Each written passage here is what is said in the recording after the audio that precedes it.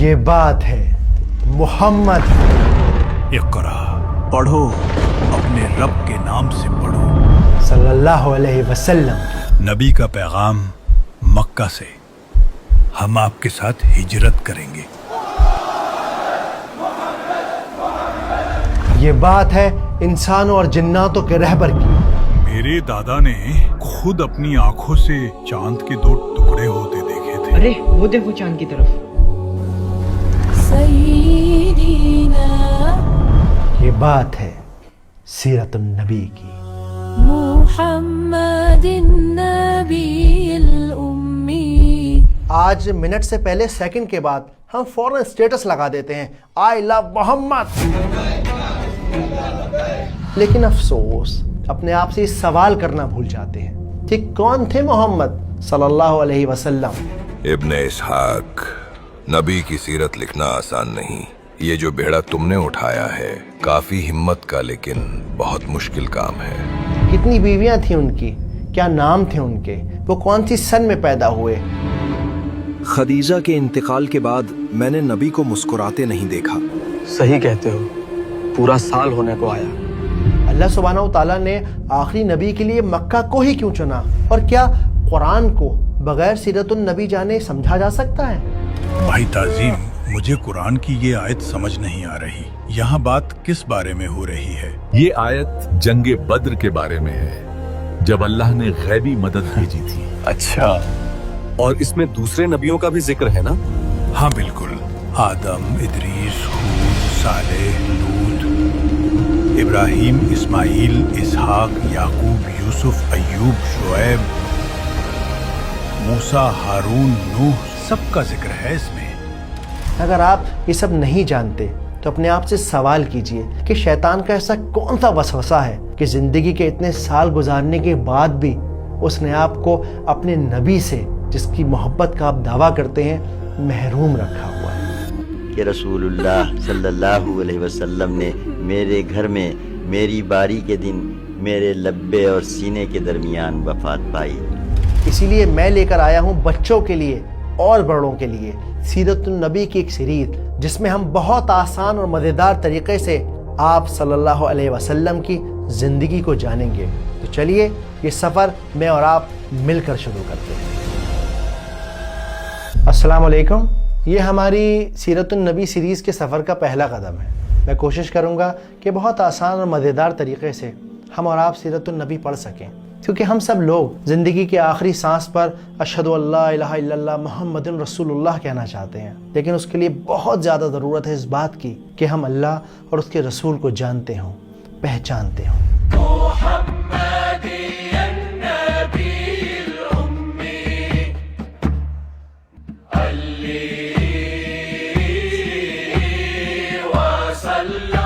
اب سب سے پہلے سوال یہ کھڑا ہوتا ہے کہ یار سیرت النبی پڑھنی کیوں ہے، اس کا فائدہ کیا ہے؟ اس کے لیے یہ ویڈیو دیکھیے. وجے دیناناتھ جان اور ہار کا جیتنے والے کو بازیگر کہتے ہیں. ہم یہاں کے رابن ہوڈ ہیں، رابن ہوڈ پانڈے. یہ ویڈیوز دیکھ کے، ان ایکٹرز کو دیکھ کے آپ ضرور حیران ہو گئے ہوں گے. تو دیکھیے، انسان کا جو نیچر ہے نا وہ بڑا امیٹیٹنگ ہے. اچھا لگتا ہے اسے دوسروں کی نقل اتارنا. جن سے وہ انسپائر ہوتا ہے، جن کو وہ آئیڈیلائز کرتا ہے، ان کے جیسا بننے کی کوشش کرتا ہے. قرآن میں یہ بات آئی ہے کہ ہم جانتے ہیں کہ تمہارا نیچر امیٹیٹنگ ہے، تم دوسروں کی نقل کرو گے، ان کے جیسا بننے کی کوشش کرو گے، تو ہم نے تمہارے لیے دنیا کی سب سے بہتر ایگزامپل سیٹ کی ہے. ان کی پیروی کرو، ان کو فالو کرو. And there are over 50 verses in the Quran that command us to take the Prophet ﷺ as an example. کان لکم فی رسول اللہ اسوۃ حسنہ. فرمایا اے مسلمانوں، تمہارے لیے اللہ کے رسول میں ایک اسوہ ہے، نمونہ ہے، بہترین نمونہ. اب جبکہ یہ بات ثابت ہو چکی ہے کہ یہ قرآن میں اللہ سبحانہ و تعالیٰ نے ہم سب کو حکم دیا ہے، تو علماء کی رائے یہ ہے کہ آپ صلی اللہ علیہ وآلہ وسلم کی زندگی کو جاننا فرض العین ہے. فرض العین کیا ہوتا ہے؟ یعنی ہر انڈیویجول کے اوپر یہ فرض ہے کہ وہ اپنے نبی کی زندگی کو جانے، کیونکہ آپ بنا جانے، بنا پہچانے کیسے کسی کو فالو کر سکتے ہیں. دوسرا، یہ ایمان کے مکمل ہونے کی شرط ہے. عربی زبان میں اسے شرطن صحت الایمان کہتے ہیں، یعنی ایمان کے کمپلیٹ ہونے کی ایک کنڈیشن ہے. اور تیسری بہت بہت بہت امپورٹنٹ بات، عاشق کیا چاہتا ہے؟ عاشق چاہتا ہے کہ اسے اس کے محبوب کی خبر ملتی رہے، اچھا اسے وہ بات پسند ہے کیا؟ اسے وہ نیلا رنگ پسند ہے؟ پیلے نہیں، گلابی والے پھول دیجئے، میری بیگم کو وہی پسند ہیں۔ اکثر عاشق اس طرح کے سوال کرتے ہیں اپنے محبوب سے ریلیٹڈ. تو اگر آپ عاشق رسول ہیں، آپ صلی اللہ علیہ وآلہ وسلم سے محبت کرتے ہیں، تو بے شک آپ بھی یہ جاننا چاہتے ہوں گے وہ کیسے دکھتے تھے، وہ کیسے چلتے تھے، وہ کیسے ناراض ہوتے تھے. یہ سب چیزیں ہم اپنے نبی کے بارے میں جانیں گے تبھی ہم ان سے محبت کر پائیں گے، کیونکہ علم اور جانکاری سے محبت بڑھتی ہے. قل إن كنتم تحبون الله فاتبعوني يحببكم الله. Say if you love Allah then follow me and Allah will love you. تو اس لیے محبت بڑھانے کے لیے سیرت النبی کو پڑھنا بے انتہا ضروری ہے. اس کے علاوہ ایک حدیث میں آتا ہے کہ تم میں سے کسی بھی انسان کا ایمان جب تک مکمل نہیں، جب تک کہ وہ اپنی اولاد سے زیادہ، اپنے ماں باپ سے زیادہ، اپنے مال سے زیادہ آپ صلی اللہ علیہ وآلہ وسلم سے محبت نہ کرتا ہو. جیسے جیسے میں آپ کو جان رہا ہوں، ہر لمحہ میری محبت آپ کے لیے اور گہری ہوتی جا رہی ہے.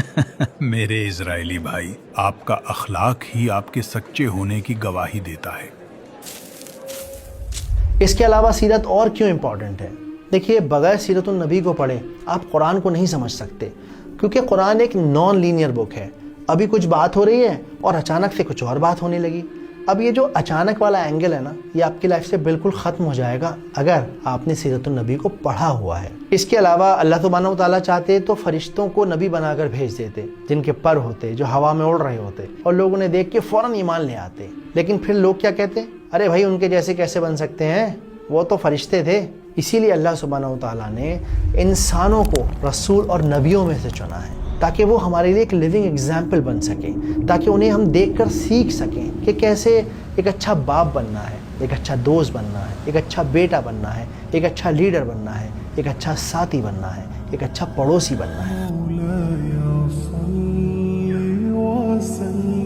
تو ہمارے اخلاق کے لیے بہت زیادہ ضروری ہے، ہمارے ماحول اور معاشرے کے لیے بہت زیادہ ضروری ہے کہ ہم سب کو سیرت النبی کا پتہ ہونا چاہیے، علم ہونا چاہیے. اس کے علاوہ زندگی کے کسی موڑ پر جب آپ اداس ہوں گے نا، آپ کو لگے گا کہ شاید اب جینا آسان نہیں، اب واپس یہ دل دوبارہ سے دھڑک نہیں پائے گا، تب یہ سیرت ہی ہوگی جو آپ کو ایک دم باہوں میں بھر لے گی، آپ کو سکون دے گی، آپ کو آپٹیمسٹک بنائے رکھے گی، آپ کو احساس دلائے گی کہ نبی کی زندگی میں ایسے ایسے مقام آئے ہیں کہ سن کے آپ کا دل پھٹ پڑے گا.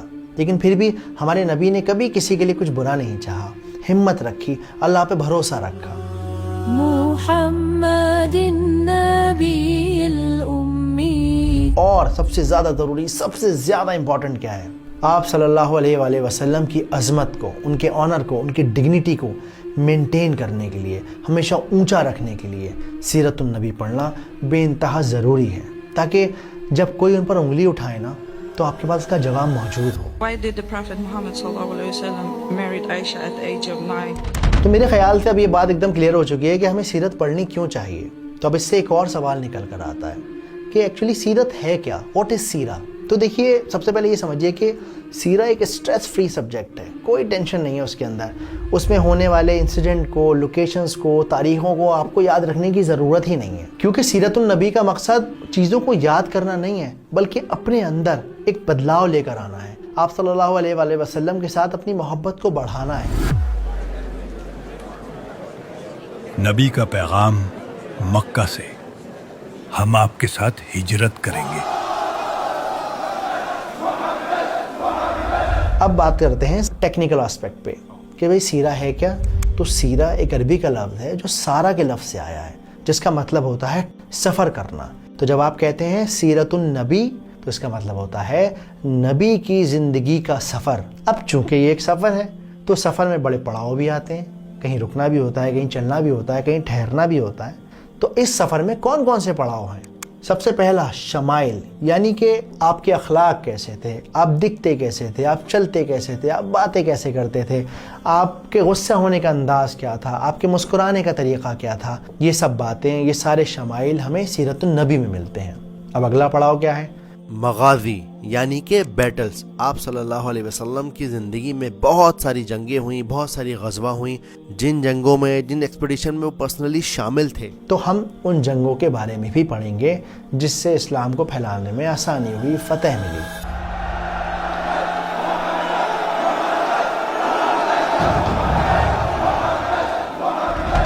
اس کے علاوہ جو تیسرا اور آخری پوائنٹ ہے وہ ہے احوال یعنی کنڈیشنز. اب کیسی کنڈیشن؟ وہ حالات جب آپ بھوکے تھے، وہ حالات جب آپ اکیلے تھے، وہ حالات جب آپ صحاباؤں کے ساتھ تھے، یعنی آپ کی فزیکل کنڈیشن، آپ کی سوشل کنڈیشن، آپ کی ایموشنل اسٹیٹ. بھوک کی وجہ سے میں نے پیٹ پر پتھر باندھا ہوا ہے. اللہ کے نبی نے 2 پتھر باندھے ہوئے.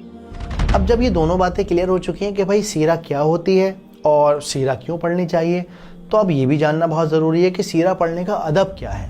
تو ہمارا ادب یہ ہونا چاہیے کہ ہم یہ محسوس کریں یہ جو 15-20 منٹ میں نکال رہا ہوں یہ صرف اور صرف میرے اور میرے نبی کے لیے ہیں. ڈسٹریکشن سے اپنے آپ کو دور کر لیجئے. اب 7 آسمانوں کے اوپر سے آنے والی اس غیبی مدد کی وجہ سے آپ صلی اللہ علیہ وسلم کا دل مطمئن ہو گیا. اس کے علاوہ امام مالک رضی اللہ تعالیٰ عنہ کا جو طریقہ تھا وہ یہ تھا کہ وہ وضو کر کے خوشبو لگا کے اپنے ماحول کو ایک سکون بھرا بنا کر اس کے بعد آپ صلی اللہ علیہ وآلہ وسلم کی بات کرتے تھے، کیونکہ نبی پاک کو خوشبو بے انتہا پسند تھی. اور خوشبو ایک صدقہ جاریہ ہے، کیونکہ لگا تو اسے آپ رہے ہیں لیکن کچھ دیر کے بعد اس کا فائدہ دوسرے لوگ اٹھا رہے ہیں. آپ کو تو خوشبو آنا ہی بند ہو جاتی ہے، اور انشاءاللہ تعالیٰ اس سے آپ کا ماحول ایلیویٹ ہوگا، پڑھنے میں بھی مزہ آئے گا اور ایک طریقہ اور ایک ادب ہم سیکھیں گے. صحابہ کہتے ہیں کہ ہمیں نبی کے گھر سے نکلنے کا علم خوشبو کے جھونکوں سے ہوتا تھا، پتہ چل جاتا تھا خوشبوؤں سے کہ نبی تشریف لا رہے ہیں. تو اب ہم آتے ہیں اپنے آخری سوال پر کہ بھائی ٹھیک ہے سیرہ کیا ہوتی ہے ہمیں پتہ چل گیا، سیرہ کیوں پڑھنی چاہیے ہمیں یہ بھی پتہ چل گیا، سیرہ پڑھنے کا طریقہ ادب کیا ہونا چاہیے ہمیں وہ بھی پتہ چل گیا. اب سیرہ کہاں سے پڑھنی ہے یہ تو بتائیے. آپ صلی اللہ علیہ وآلہ وسلم کے گزرنے کے 130-140 سال کے بعد ایک ہسٹورین ہوئے ابن اسحاق. انہوں نے سوچا کہ بھئی دین ایجپٹ میں، افریقہ میں، پرشیا میں، ساری دنیا میں پھیل رہا ہے، تو کیوں نہ میں آپ صلی اللہ علیہ وآلہ وسلم کی زندگی کو ایک جگہ اکٹھا کروں تاکہ لوگ ان کے بارے میں بہتر طریقے سے جان سکیں اور سب جگہ ایک بات مکمل طور پر پہنچ سکے. ابن اسحاق، نبی کی سیرت لکھنا آسان نہیں. یہ جو بیڑا تم نے اٹھایا ہے کافی ہمت کا لیکن بہت مشکل کام ہے.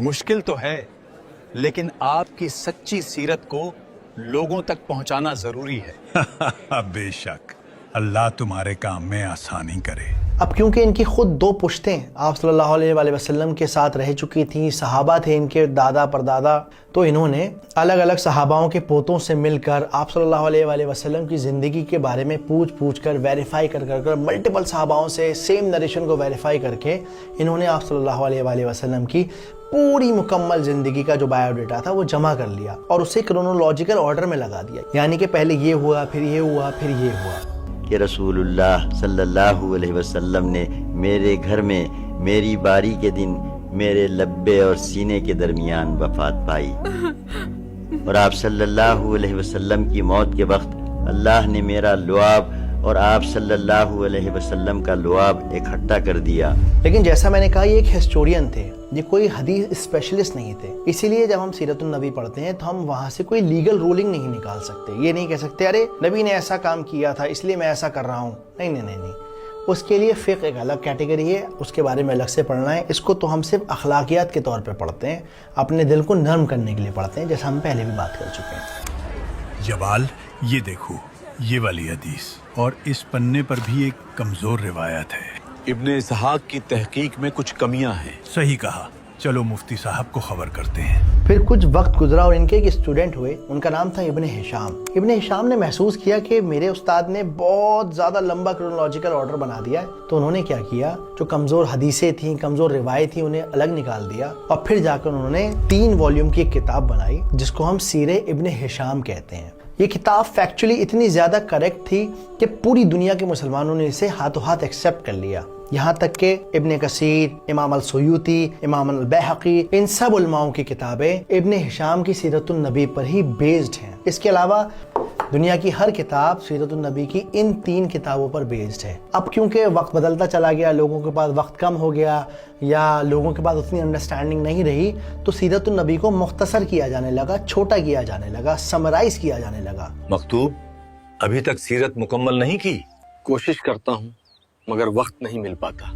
ان کتابوں کو پڑھنا بھی اتنا آسان نہیں ہے، اکثر لوگوں کے لیے اس میں تھوڑی سی مشکل پیش آ سکتی ہے۔ مجھے خود یہ کتاب ختم کرنے میں تقریباً 2.5-3 سال لگے ہیں۔ میں نے پارٹ ٹائم اس کو ہر روز پڑھا ہے، 2-2.5 گھنٹے آلموسٹ، تب بھی مجھے 2.5-3 سال لگ گئے، کیونکہ جب آپ اس طرح کی کوئی کتاب پڑھتے ہیں تو وہ آپ اکیلے نہیں پڑھ سکتے، اس کے لیے آپ کو کسی نہ کسی عالم کی ضرورت ہوتی ہے، وہ عالم جو اس پیج کی ڈیٹیلز کو آپ کو بتائے۔ تو میں نے ڈاکٹر یاسر قاضی ہیں، شیخ حمزہ یوسف ہیں، شیخ عبد الناصر احمد جانگا ہیں، ان سب کو ریفر کیا۔ اس کے علاوہ ایک اور کتاب ہے الرحیق المختوم، بہت امپورٹنٹ کتاب ہے سیرت النبی کی۔ اس کے علاوہ اگر آپ انگریزی میں پڑھنے کے بہت زیادہ شوقین ہیں، ابو بکر سراج الدین عرف مارٹن لنک کی یہ کتاب پڑھ سکتے ہیں، محمد۔ میرے خیال میں انگریزی میں ون آف دا بیسٹ بک ہے، one of the best book. And his name in Arabic means Sirajuddin, the lamp that guides to religion. And so I am eternally indebted to him. لیکن جیسا میں نے کہا کہ ہم ایک کمیونٹی ہیں، ہم ایک پریوار، ایک فیملی کی طرح ہیں، تو آپ کو ان کتابوں کو خریدنے کی بالکل بھی ضرورت نہیں ہے۔ ان سب کتابوں کی PDF ڈسکرپشن میں موجود ہیں، تو آپ ان کتابوں کو ڈاؤن لوڈ کیجئے، ان کے 10-12 پیجز پرنٹ کروائیے، آرام سے پڑھیے اور پھر اگلی والی ویڈیو دیکھیے، تو اس سے آپ کو یہ اندازہ ہوگا کہ کسی بھی کتاب کو پڑھنے کا طریقہ کیا ہوتا ہے، what is the art of reading a book, کیونکہ خالی کتاب کے پنے پڑھ لینے سے بات ختم نہیں ہو جاتی، اس کی گہرائی میں بہت زیادہ اترنا پڑتا ہے۔ Abu Hayyan al-Tawhidi said, يظن الغمرة أن الكتب تهدي. Try to learn without a teacher, you'll go astray. امید کرتا ہوں کہ سیرت النبی کی یہ پہلی کلاس آپ کو بہت اچھی لگی ہوگی۔ میں پوری کوشش کروں گا کہ آپ کو بہت زیادہ مزہ آئے، ہر بات کا فیکٹ ہو، ثبوت ہو، آپ کے پاس پروف موجود ہو، اور آپ بالکل بھی بور نہ ہو۔ اور آپ بھی کوشش کریے گا کہ جڑے رہیں، لگے رہیں۔ تو اگر ہو سکے تو کامنٹ سیکشن کے اندر مجھے بتائیے گا کہ آپ کو یہ ویڈیو کیسی لگی، اس میں اور کیا امپروومنٹ کیے جا سکتے ہیں، کیا آپ کو کوئی نئی بات سیکھنے کو ملی، کچھ نیا جاننے کو ملا، جیسا بھی مجھے ضرور بتائیے گا، میں آپ کے کامنٹس کا انتظار کروں گا۔ تو دوستو، سیرت النبی کا یہ پہلا ایپیسوڈ آپ کو کیسا لگا؟ اگر اچھا لگا تو آپ ویڈیو کو زیادہ سے زیادہ آپ لائک کریں، شیئر کریں اور اپنے دوستوں کو بھیجیں، اور ہو سکے اگر آپ کے پاس سمجھ تو آپ اس کو پڑھیے۔ چلیے، اللہ حافظ۔